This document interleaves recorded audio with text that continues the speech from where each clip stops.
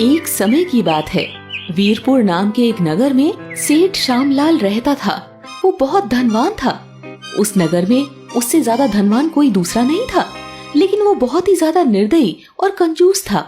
वो अपने यहाँ काम करने वाले मजदूरों को मजदूरी में 2 किलो अनाज दिया करता था, लेकिन उस 2 किलो में से वो 2 मुट्ठी अनाज निकाल लेता था। ये देखकर उसके यहाँ मजदूरी करने वाले भोलाराम को बड़ा अजीब लगता। सेठ जी 2 मुट्ठी अनाज क्यों निकाल लेते हैं? लेकिन उसकी पूछने की हिम्मत नहीं होती। भोलाराम भगवान शिव का बड़ा भक्त था।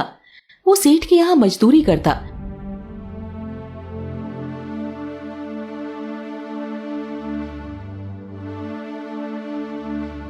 और उसी कमाई से जैसे तैसे अपना घर चलाता। जब भी उसे मौका मिलता, भगवान शिव का भजन गाता रहता। एक दिन सेठ के यहाँ एक रामू नाम का मजदूर अपनी पत्नी के साथ रोता हुआ आया और बोला, सेठ जी, मेरी बेटी को बचा लीजिए। उसके इलाज के लिए मुझे कुछ पैसों की जरूरत है। कृपया करके मुझे 300 रुपए दे दीजिए, नहीं तो मेरी बेटी मर जाएगी सेठ जी। सेठ मुनीम से कहता है, मुनीम जी, जरा इसका पिछला हिसाब देखकर बताइए तो कि इसे मुझे कितने और पैसे देने हैं। मुनीम जी ने कहा, सेठ जी, असल में 400 और ब्याज के 1200, कुल मिलाकर 1600 रुपए और 20 किलो अनाज। जाओ, पहले ब्याज के 1200 रुपए जमा कराओ, उसके बाद ही तुम्हें और पैसे मिलेंगे। हुजूर, मैं इतने सारे पैसे कहाँ से दूंगा?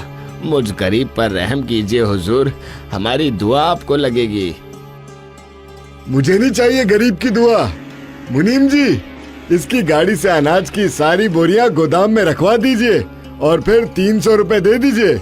और सुनो रामू, 2 महीने के अंदर मेरे सारे पैसे तुम मुझे वापस कर देना, नहीं तो तुम्हें पता है ना कि मैं क्या सजा देता हूँ। एक महिला ने कहा, बहुत निर्दयी है ये सेठ। भगवान इसे इसके कर्मों का फल जरूर देंगे।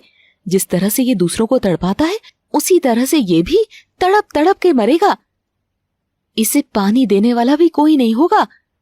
इसके बाद मुनीम रामू से सुबह से शाम तक मुफ्त की मजदूरी करवाता है। सेठ हर किसी के साथ ऐसा करता। जो कोई भी उसके पैसे समय पर नहीं लौटाता, उससे वो मुफ्त में खूब काम करवाता। एक दिन जब सेठ कहीं बाहर गया हुआ था, तब भोलाराम बड़ी हिम्मत करके मुनीम जी के पास आया और बोला, राम राम मुनीम जी। बोलो भोलाराम, किस काम से आए हो? कोई काम नहीं है मुनीम जी, बस ऐसे ही जा रहा था तो सोचा आपसे मिलता चलूं। सेठ जी की कृपा से मेरा घर ठीक ठाक चल रहा है। वैसे मुनीम जी, आपसे एक बात पूछूं क्या? आप बताने की कृपा करेंगे? हाँ पूछो, क्या पूछना चाहते हो? मैं ये पूछना चाह रहा था कि सेठ जी जो हमें मजदूरों में 2 किलो अनाज देते हैं, उसमें से वो 2 मुट्ठी अनाज निकाल क्यों लेते हैं? मुनीम जी कुछ सोचते हुए कहते हैं, अरे वो हर महीने उस अनाज से भंडारा करवाते हैं ना, इसलिए तुम लोगों की भलाई के लिए ही वो अनाज निकाल लेते हैं, ताकि सबके नाम से धर्म का काम हो जाए। कितने उच्च विचार हैं सेठ जी के।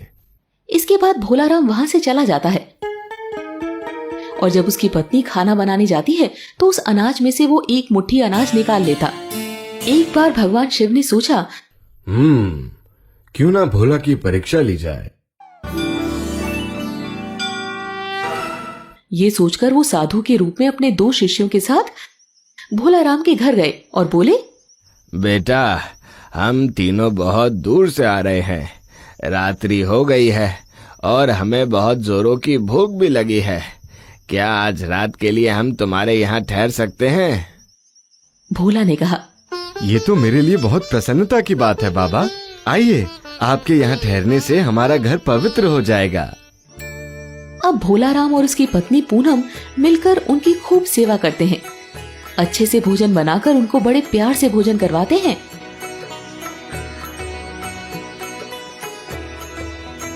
इसके बाद वो तीनों उसी के यहाँ सो जाते हैं। जब सुबह हुई तो साधु के वेश में भगवान शिव ने भोलाराम से कहा, भोलाराम, तुमने और तुम्हारी पत्नी ने बड़े सच्चे मन से हम अनजान साधुओं का सत्कार किया है। हम तुम्हारी सच्चाई से बहुत प्रसन्न हुए, इसलिए हम तुम्हें कुछ देना चाहते हैं। ये लो, ये एक चमत्कारी शंख है।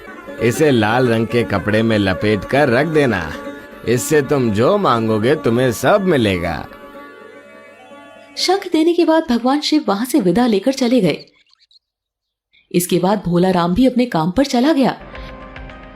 इधर उसकी पत्नी पूनम ने सोचा कि शंख से कुछ मांग कर देखते हैं।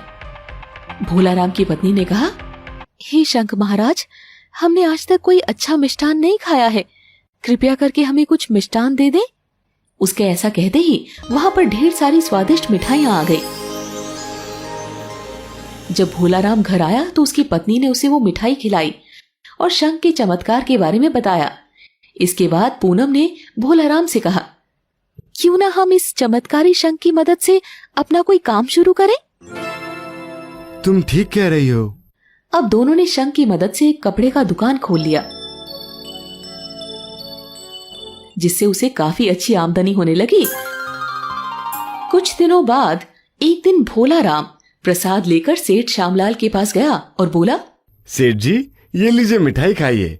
आपके आशीर्वाद से मैंने अपने कपड़े की एक दुकान खोल ली है। सेठ जी ने कहा, अच्छा, तो ये बात है, इसलिए तुम इतने दिनों से काम पर नहीं आ रहे थे। लेकिन तुम्हारे पास दुकान खोलने के लिए इतने सारे पैसे आए कहाँ से?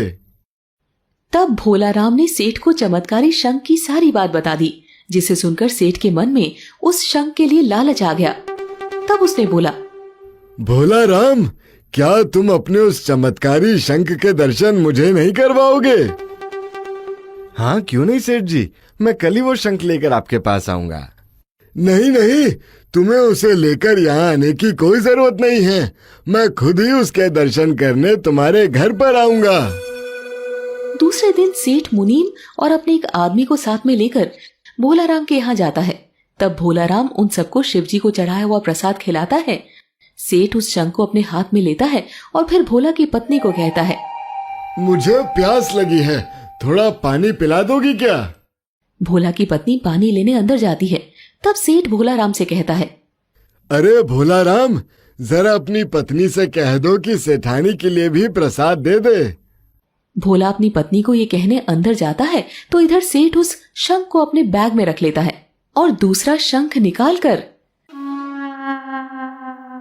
भोला राम के आने पर उसे दे देता है और फिर भोला राम से विदा लेकर वापस अपने घर लौट जाता है। रास्ते में एक नदी पड़ती है तो सेठ और उसके आदमी नाव से नदी पार करने लगते हैं। तब सेठ बोलता है, अरे मुनीम जी, देखें तो जरा कि ये शंख चमत्कारी है भी या नहीं।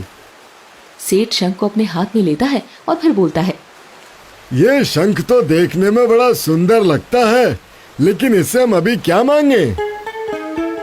सेठ जी, वैसे तो आपके पास सब कुछ है, लेकिन फिर भी धन जितना हो उतना अच्छा। इसलिए शंख से ढेर सारे सोने चांदी और हीरे मोती ही मांग लीजिए। आप ठीक कह रहे हैं मुनीम जी। उसी वक्त वो शंख से ढेर सारे सोने चांदी हीरे और मोती मांगने लगता है। लेकिन सेठ जी ये भूल गए थे कि वो नाव में बैठे हुए हैं, इसीलिए उनके मांगते ही ढेर सारे बोरियों में भर भर के हीरे मोती सोने और चांदी नाव में आ गए। ये इतना ज्यादा था कि नाव उसका भार सह न सका और पानी में डूब गया। पानी में डूबने से सेठ और उनके आदमियों की मृत्यु हो गई और शंख वापस भगवान शिव के पास आ गया। दूसरे दिन सुबह सवेरे जब भोला राम अपने घर में भगवान शिव की पूजा कर रहा था, तभी शिवजी साक्षात रूप में उसके सामने प्रकट हो गए और बोले, भोला राम, मैं तुम्हारी सच्चाई और सच्ची भक्ति से बहुत प्रसन्न हूँ। ये शंख वो सेठ लेकर चला गया था। लो, अब ये वापस तुम्हारे पास आ गया है।